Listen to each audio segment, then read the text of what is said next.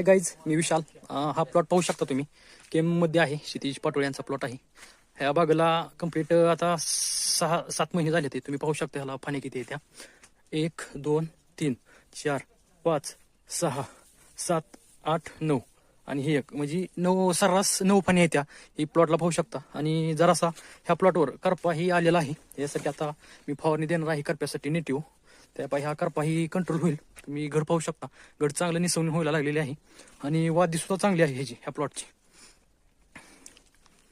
तुम्ही घडी पाहू शकता. ह्याला थोडीशी कॅल्शियमची कमतरता आहे, पण ती कॅल्शियमची कमतरता भरून काढण्यासाठी आम्ही कॅल्शियम सुद्धा देणार आहे.